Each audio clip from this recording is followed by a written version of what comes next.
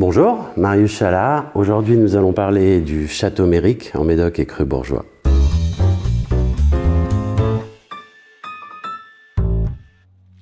Château Méric se situe donc dans la Pointe de Grave, c'est la partie nord du Médoc. On se situe à peu près à 80 km au nord de Bordeaux, à l'estuaire de la Gironde.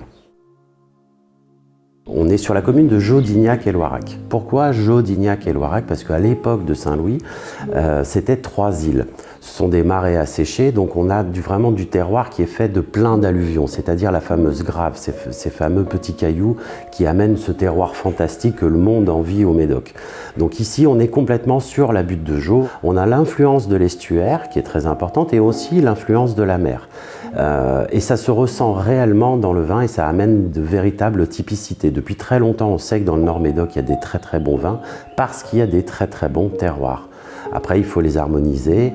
C'est tout le travail qu'on fait avec l'équipe de Château Méric. Aujourd'hui, Château Méric est Terra Vitis, d'une part, donc c'est-à-dire que c'est une culture raisonnée, assumée, labellisée. Et de surcroît, nous sommes HVE3, donc haute valeur environnementale. À Méric, tout est respecté dans un principe général et un esprit qui tend à la biodynamie. Château Méric et Cru Bourgeois, nous, chaque année, on doit prouver que notre vendange acquiert la qualité. Les Crus Bourgeois, c'est une très belle maison, c'est un très beau label et un véritable gage de qualité. Cette bouteille de Méric, c'est un assemblage classique de ce qui se fait dans le Médoc, avec du Cabernet Sauvignon en majorité pour la structure, du Merlot et j'ai aussi de la plante de Merlot noir et surtout j'ai une typicité particulière dans Méric qui est l'utilisation du petit verre d'eau à plus de 15%.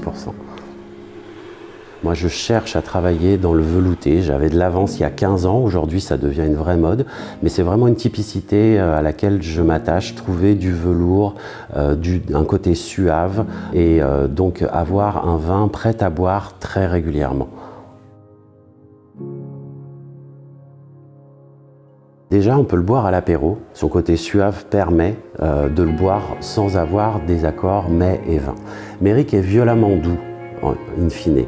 C'est-à-dire qu'il s'accorde à tout, un fromage extrêmement puissant ne va pas le déranger, alors qu'un poisson avec un bel arôme, ça va s'accorder parfaitement. Et ensuite, complètement classiquement, il se mange avec des viandes fines, plutôt fines, mais on peut y ajouter des choses un petit peu macérées, ça peut être très bon aussi.